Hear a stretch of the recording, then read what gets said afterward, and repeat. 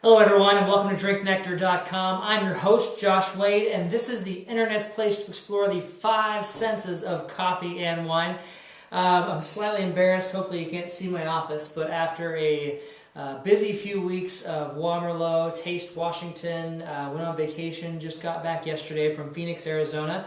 Was there for the opening day of the Arizona Diamondbacks game. That was Monday. And now we're back in not so sunny, not so warm Spokane, Washington. So it's just been a hectic few weeks, and of course I've got to pay attention to the job that pays real money. I want to thank everyone who voted so far or has nominated me so far for the Wine Bloggers Awards for Best New Wine Blog, as well as Best Single Focused Wine Blog. Those nominations wrap up, I think, on Wednesday, the whatever day it happens to be, the 7th, I think. And if I end up being nominated, I appreciate that, and thank you for any votes that you have. Today I'm reviewing two wines from Napa Valley, California, from Smith-Madrone. These guys are off Highway 29, up in the hill country, and you do some research on these wines, and he's got two unassuming guys, two brothers, the Smith brothers, who make wine. They've got their big beards. They look like they could come from West Virginia, but I think that's just fantastic about them. Actually, I was doing some research on their website, and I had to point out this quote.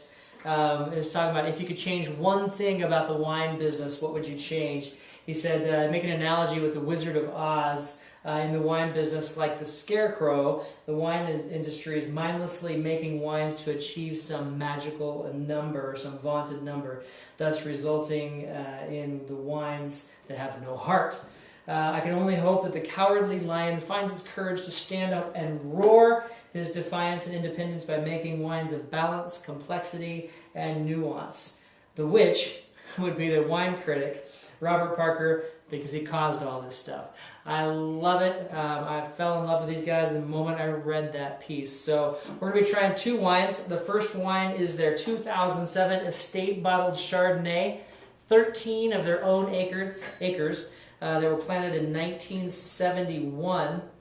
This wine is $30 and very light straw color, yellow, golden yellow color, typical of a Chardonnay. Can tell from the swirl it's going to have some viscosity on it. This is 11 months in oak, 14.3 alcohol by volume, 100% Chardonnay, obviously.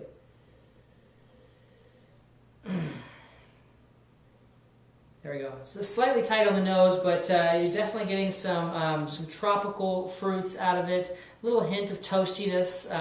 Definitely not big and over-oaked. Really looking forward to this, actually, because it's kind of my kind of Chardonnay. So we'll see what it's got on the sip. Okay, this is really the kind of Chardonnay that I like. It has some effervescence to it. It's very crisp. It's got a great acidity that washes it down. Still has the smoothness you expect from the Chardonnay grape. Very, just coats the tongue. More of the tropical flavors, like a subdued tropical fruit, like a guava. Get some pear. You have some nice minerality or some stone. Some people would describe it as slate that you'd have in there. Mostly for me, it's more of a minerality. All in all, this is a fantastic wine. $30 up here for a Washington Chardonnay might be a little high. I think you'd probably pick this one up on sale for $25, maybe in the low 20s in your local store, but definitely one of the better Chardonnays I've had in recent memory. So excellent work, Smith Brothers. All right, the next Smith Brothers wine, the Smith-Madrone wine we're going to try, is their 2004 Cabernet Sauvignon. This is $45. Still some 13 acres in their vineyard, Spring Mountain District. This bad boy spent 22 months on oak and obviously some time in bottle since it was 2004. Looks like about 2,100 cases made. It has a nice aged look to it, getting not quite to the rusty, leathery brown color you would see.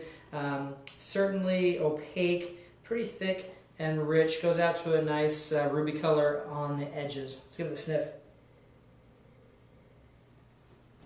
Yeah, for those of you that watch a lot of these videos, you can tell sometimes I smile right when I put my nose in the glass. And this is a perfect example of a wine that has an excellent nose.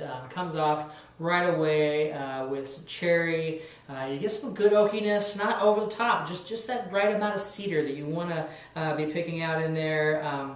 So hopefully we've got mostly the cedar, the oak, maybe a little hint of cigar box in there, so kind of that spicy back end, smoky back end in there. So let's give it a sip. Okay, so this wine's a little different than some of the wines that I've had lately. A lot of wines I've had lately have been really thin on the front, and then I've had some fruit in the middle. This wine actually has the fruit or the initial attack, some earthiness on the very, very front, and it seems to be a little hollow in the mid-palate. And on the back end, you get some great tannin structure. You definitely have the earth and the woodiness and the cedar in there. The cherry flavor is a lot more subdued on the mouth than you find on the nose. So excellent wine.